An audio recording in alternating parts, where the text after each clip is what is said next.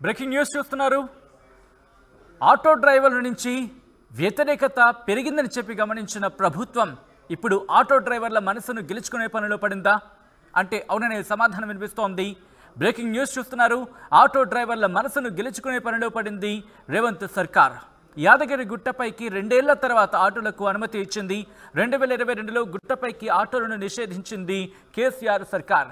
2 ఏళ్ల పోరాటం చేశారు ఆటో డ్రైవర్లు. గుట్టపైకి ఆటోలను అనుమతించడంతో ఇప్పుడు డ్రైవర్లు ఫుల్ ఖుషీలో ఉన్నారనే చెప్పుకోవాలి. రేవంత్ ప్రభుత్వం అధికారంలోకి వచ్చాక ఆటో డ్రైవర్ల నుంచి వ్యతిరేకత ఎక్కువనే చెప్పుకోవచ్చు. ముఖ్యంగా ఫ్రీ బస్సు దీనికి కారణం. ఫ్రీ బస్సుతో తమ పొట్ట కొట్టారని ఆటో డ్రైవర్లు ఆగ్రహాన్ని వ్యక్తం చేశారు. దీంతో ఆ ఆగ్రహం ఎటువంటి వ్యతిరేకతను పెంచిందో మనం చూసాం. ఆ తారాస్థాయికి చేరిందనే చెప్పుకోవాలి. అయితే యాదాద్రిపైకి ఆటోల అనుమతితో పాటు ఆటో డ్రైవర్లకు ఏటా 12,000 రూపాయలు ఇస్తామని చెప్పి బడ్జెట్ సమావేశాల్లో ప్రకటించింది ప్రభుత్వం. ఈ నేపథ్యంలో దానికి సంబంధించిన బ్రేకింగ్ న్యూస్ చూస్తున్నారు. ఒక్కసారిగా ఆటో డ్రైవర్లలో ఆనందం వెల్లువైంది. ఒక్కసారి విజువల్ మీరు చూస్తున్నారు. మొదటి ఆటో వెళ్ళిన ఆ విజువల్స్ మీరు చూస్తున్నారు. యాదగిరి గుట్ట మీదకి ఇన్నాళ్ళు కూడా యాదగిరి గుట్ట పైకి వెళ్ళాలంటే కేవలం అక్కడ బస్సులు ఉండేవి, లేకపోతే ప్రైవేట్ వెహికల్స్తో వెళ్ళే పరిస్థితి, అంటే ఎవరి వాహనాలు వాళ్ళవి. అయితే ఆటోలకు మాత్రం అనుమతి ఉండింది కాదు. ఇప్పుడు మీరు చూస్తున్నారు, ఇన్నాళ్ళు గుట్ట కింద వరకు మాత్రమే పరిమితమైన ఆటో డ్రైవర్లు ఇప్పుడు గుట్ట మీదకి వెళుతున్నారు. గతంలో అంటే 2 ఏళ్ల క్రితం వరకు కూడా ఇటువంటి పరిస్థితి ఉండేది.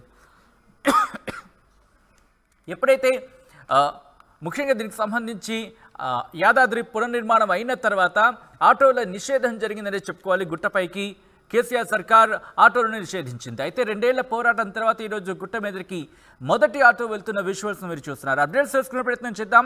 మా ప్రతినిధి రమేష్ అప్డేట్స్ అందించేందుకు లైవ్లో జాయిన్ అవుతున్నారు. రమేష్, ప్రస్తుతం ఆటో డ్రైవర్ల నుంచి ఎటువంటి హర్షం వ్యక్తం అవుతోంది?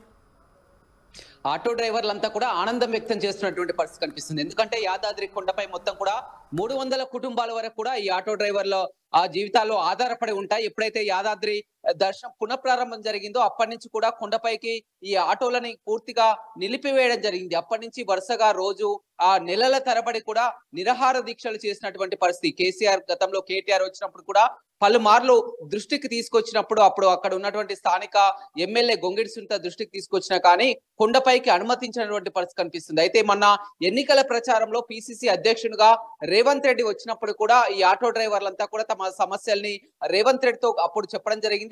అప్పుడు ఎన్నికల్లో ఇచ్చినటువంటి హామీ ప్రకారం ఖచ్చితంగా కాంగ్రెస్ ప్రభుత్వం అధికారంలోకి వస్తే కొండపైకి ఆటోలని అనుమతిస్తానని కూడా రేవంత్ రెడ్డి వారికి హామీ ఇవ్వడం జరిగింది. ఇచ్చిన హామీలోనే భాగంగా ఇవాళ యాదాద్రి కొండపైకి ఆటోలని అనుమతిస్తూ కూడా ఆ ప్రభుత్వం నిర్ణయం తీసుకుంది. దీంతో అంతా ఆటో డ్రైవర్లు ఆనందం వ్యక్తం చేస్తున్నారు. మొత్తం 300 కుటుంబాల వరకు కూడా ఆధారపడి ఉంటాయి. మొత్తం ఒక 2 సంవత్సరాలుగా దాదాపు 2 సంవత్సరాలుగా పూర్తిగా ఈ కొండపైకి ఆటోలు అనేది పూర్తిగా నిషేధించబడింది. దూర ప్రాంతాల నుంచి వచ్చే వారంతా కూడా వచ్చి అక్కడ ఉన్నటువంటి బస్సులో ఎక్కి వెళ్ళాలన్నా కానీ బస్సుల్లో ఎక్కువగా రద్దీ ఉండడం, వారు పైకి వెళ్ళాలన్నా కానీ విపరీతమైన రద్దీ ఉండడం, అదేవిధంగా ఆటో డ్రైవర్లు ప్రతినిత్యం కూడా ఈ కొండపైకి వచ్చే భక్తులు వీకెండ్ లో మరి 50-60 వేల వరకు కూడా భక్తులు దర్శనానికి వస్తుంటారు. ఎక్కువగా వాటిపై ఆటోలు భారం గడిపిస్తున్నటువంటి పరిస్థితి కనిపిస్తుంది. నిన్న మొన్నటి వరకు చూసినట్లయితే పూర్తిగా ఆ మహిళలకు ఉచిత బస్సు తర్వాత కూడా ఆటో డ్రైవర్లంతా కూడా రేవంత్ ప్రభుత్వంపై గుర్రుగా ఉన్నటువంటి పరిస్థితి కనిపిస్తుంది. మొన్న అసెంబ్లీలో కూడా చూడడం జరిగింది. బీఆర్ఎస్ అంతా కూడా ఆటోల్లో వచ్చి ఎమ్మెల్యేలంతా కూడా ఆటోలో వచ్చి ఆటో డ్రైవర్లకు అసెంబ్లీ సమావేశాల సందర్భంలో మనం చూసాం. అయితే ఇప్పుడు గుట్ట కిందకు వరకు మాత్రమే కొన్ని రోజుల క్రితం వరకు, ఇన్ఫాక్ట్ 2 ఏళ్ల క్రితం వరకు కూడా గుట్ట పైకి వెళ్ళేవారు. ఆ తర్వాత ఇప్పుడు ప్రస్తుతం గుట్ట కిందకే పరిమితమయ్యారు చెప్పుకోవాలి. ఈరోజు పర్మిషన్ ఇచ్చిన తర్వాత ఎంతవరకు వెళ్ళగలుగుతున్నారు, ఎంతవరకు వాళ్ళకి పర్మిషన్ ఉంది, ముఖ్యంగా ఎటువంటి ఏర్పాట్లు ఉన్నాయి అక్కడ? ఎందుకంటే గతంలో ఆటోలకు సంబంధించిన నిషేధం ఉన్నప్పుడు అక్కడ ఏర్పాట్లు లేవనే చెప్పుకోవాలి. ఈరోజు వాళ్ళకి అక్కడ వరకు పర్మిషన్ ఇచ్చిన తర్వాత ప్రస్తుతం ఏర్పాట్లు ఎక్కడి వరకు జరిగాయి, ఎటువంటి ఏర్పాట్లు ఉన్నాయి వాళ్ళ కోసం? పూర్తిగా ఆ మొదటి ఘాట్ ఏదైతుందో కొండ కింది నుంచి కూడా కొండ పైకి వరకు కూడా అనుమతించినటువంటి పరిస్థితి. ఒక్కో ప్రయాణికునికి కూడా 25 రూపాయల వరకు కూడా ఛార్జ్ వసూలు చేస్తారు. ఒక ఆటోలో కేవలం ఒక ముగ్గురికి మాత్రమే అనుమతి ఉంటుంది. అంటే పైకి వెళ్ళాలంటే ముగ్గురు ఉంటారు. ముగ్గురు అంటే రూ. 25 అంటే రూ. 75 వరకు వస్తుంది. కనీసం ప్రతిరోజు కూడా 2 ఏళ్ల నుంచి కూడా వీరు పూర్తిగా ఉపాధి కోల్పోయినటువంటి పరిస్థితి. కొండపైకి ఆటోలో నిలిచిపోవడంతో కూడా వీళ్ళు పలుమార్లు కూడా వరుసగా రిలే దీక్షలు కూడా చేసినా కానీ అక్కడ ఉన్నటువంటి ఎమ్మెల్యే గతంలో దృష్టికి తీసుకొచ్చినా కానీ ఎలాంటి నిర్ణయం తీసుకోలేదు. అయితే ఇప్పుడు స్థానిక ఎమ్మెల్యే కాంగ్రెస్ పార్టీ ఎమ్మెల్యే కూడా బీర్లా ఐలయ్య కూడా గతంలో వారి ఎన్నికలప్పుడు హామీ ఇవ్వడం జరిగింది. వాళ్ళ బీర్లా ఐలయ్యే మొదటిసారిగా ఆటో ఎక్కి కూడా కొండపైకి వెళ్ళడం జరిగింది. ఆటో డ్రైవర్లంతా కూడా సంతోషం వ్యక్తం చేస్తున్నారు. పూర్తిగా ఫిట్నెస్ ఉన్నటువంటి ఆటోలని వాళ్ళ మొదటి దశలో కూడా పైకి అనుమతించడం జరిగింది. వాళ్ళ మొత్తం 50 ఆటోల వరకు కూడా పైకి వెళ్ళడం జరిగింది. మొత్తం 300 కుటుంబాలు కూడా ఆధారపడి ఉంటాయి. వీరిక ప్రతినిత్యం కూడా కొండపైకి అనుమతి ఇవ్వడంతో కూడా ఆనందం వ్యక్తం చేస్తున్నారు. దాదాపుగా మార్చి 28 గతంలో అంటే ఇప్పుడు ఫిట్నెస్ గురించి మాట్లాడుకుంటున్నాం కాబట్టి అంటే ప్రతి ఆటోకి అక్కడ వరకు వెళ్లే సామర్థ్యం ఉండకపోవచ్చు. టెక్నికల్ గా కూడా చాలా పటిష్టంగా ఉన్న ఆటోలను మాత్రమే పైకి పంపించాల్సి ఉంటుంది. సో వీటికి సంబంధించి ఎటువంటి ఏర్పాట్లు చేస్తోంది? ఎందుకంటే తనిఖీల విషయంలో ఎటువంటి ఏర్పాట్లు చేస్తోంది? అన్ని ఆటోలకి పైకి పంపించే పర్మిషన్ ఉందా, లేకపోతే వాటి ముఖ్యంగా సెక్యూరిటీ భద్రత విషయంలో జాగ్రత్తలు తీసుకోవాల్సి ఉంటుంది కాబట్టి వాటి విషయంలో ఎటువంటి జాగ్రత్తలు పాటిస్తోంది ప్రభుత్వం?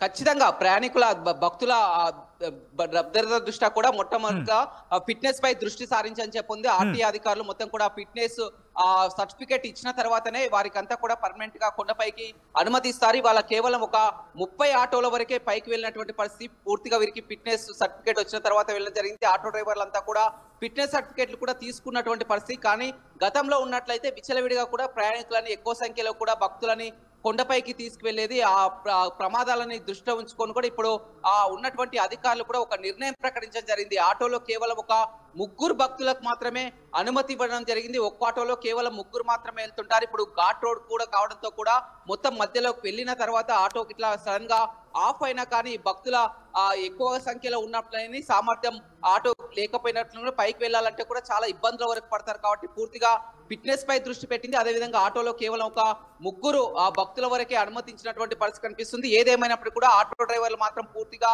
హర్షం వ్యక్తం చేస్తున్నారు. రేవంత్ రెడ్డి కూడా పాలాభిషేకం చేసినటువంటి పరిస్థితి కనిపిస్తుంది. గతంలో ఎన్నికల హామీలో కూడా స్వయంగా యాదాద్రికి వచ్చినప్పుడు రేవంత్ రెడ్డికి వీరంతా కూడా విన్నవించుకోవడం జరిగింది. ఖచ్చితంగా కాంగ్రెస్ పార్టీ అధికారంలోకి వస్తుంది, అధికారంలోకి వచ్చిన తర్వాత మిమ్మల్ని అనుమతిస్తామని చెప్పడం జరిగింది. నిన్న మొన్నటి వరకు కూడా మహిళలు ఉచిత బస్సు ప్రయాణాలతో కూడా ఆటో డ్రైవర్లంతా కూడా రాష్ట్ర వ్యాప్తంగా మొత్తం రేవంత్ ప్రభుత్వంపై కూడా ఆందోళన ఆగ్రహం వ్యక్తం చేస్తున్నటువంటి పరిస్థితిలో ఇప్పుడు యాదాద్రి కొండపై ఉన్నటువంటి కొండపైకి అనుమతించడంతో ఆటో డ్రైవర్లు కాస్త సంతోషం అయితే కనపడుతుందని చెప్పవచ్చు. పూర్తిగా ఒక 2 సంవత్సరాల తర్వాత ఆటోలు అనేది కొండపై కనిపిస్తున్నటువంటి పరిస్థితి కనిపిస్తుంది. అప్పటి ఉన్నటువంటి కేసీఆర్ ఎప్పుడైతే యాదాద్రిని పునర్నిర్మాణ పేరుతో కొత్త అక్కడ అంతా కూడా అత్యాధునికంగా సుందరీకరించిన తర్వాత కూడా అయితే వీటికి సంబంధించి ఏమైనా టైమింగ్స్ ని ఫిక్స్ చేయడం జరిగిందా? ఈ సమయం నుంచి ఈ సమయం వరకు మాత్రమే ఆటోలని అనుమతించడం జరుగుతుంది అనే నిబంధనలు కావచ్చు, లేకపోతే కొన్ని రిస్ట్రిక్షన్స్ ఉంటాయి, అలాంటివైనా అక్కడ విధించడం జరిగిందా? ఆంక్షలు కావచ్చు, ముఖ్యంగా కొన్ని విధించడం జరుగుతూ ఉంటుంది కాబట్టి అలాంటివి ఏమైనా ఉన్నాయా అక్కడ? సమయపాలన టైమింగ్ అనేది కరెక్ట్ గా లేదు. కానీ ఎక్కడైతే మొత్తం మీద ఘాట్ రోడ్ పై పూర్తిగా ఫ్లడ్ లైట్స్ ఉంటాయి. మొత్తం కూడా వారికి అందుబాటులో అంతా కూడా రోడ్డు కూడా ఇప్పుడు మంచి రోడ్డు కూడా ఉన్నటువంటి పరిస్థితి కనిపిస్తుంది. కానీ ఆ టైమింగ్స్ లేకపోయినప్పటికీ కూడా భక్తుల్ని ఎక్కువ సంఖ్యలో ఆటోలో ఎక్కించి కూడా వారికి తీసుకెళ్తున్నటువంటి పరిస్థితి గతంలో ఉండేది. అలా కాకుండా కేవలం ఒక 3కి మాత్రమే తీసుకెళ్లాలని చెప్పింది జరిగింది. అదేవిధంగా పూర్తిగా ఫిట్నెస్ ఉంటేనే సామర్థ్యం ఉంటేనే కూడా ఆటోలని అనుమతించాలని చెప్పడం జరిగింది. దీంతో ఏదేమైనప్పటికీ కూడా ఆటో డ్రైవర్లకు మాత్రం ఇది ఒక సంతోషకరమైన వార్త అని చెప్పవచ్చు. ఎందుకంటే కొండపై గత కొన్ని సంవత్సరాల నుంచి కూడా ఎన్నో సంవత్సరాల నుంచి కూడా వారంతా కూడా కొండపైకి ఆటోలని నడుపుకుంటూ జీవనం గడుస్తున్నారు. మొత్తం ఆ విధంగా 300 కుటుంబాల వరకు కూడా యాదాద్రి ఆటో డ్రైవర్లు ఆధారపడి ఉన్నటువంటి పరిస్థితి కనిపిస్తుంది. ఈ రోజు తీసుకున్నటువంటి నిర్ణయంతో హర్షం వ్యక్తం చేస్తున్న పరిస్థితి కనిపిస్తుంది. అక్కడ స్థానిక ఎమ్మెల్యే బీర్లా ఐలయ్య మొదటిగా ప్రారంభించడం జరిగింది. అతను స్వయంగా ఆటోలో వెళ్లి కూడా అక్కడ దర్శనం చేసుకున్నారు. ఆటో డ్రైవర్లంతా కూడా పూర్తిగా మొత్తం భక్తుల్లో కూడా కాస్త ఆనందమే వ్యక్తం అవుతున్నటువంటి పరిస్థితి కనిపిస్తుంది. ఎందుకంటే దూర ప్రాంతాల నుంచి కూడా వచ్చినటువంటి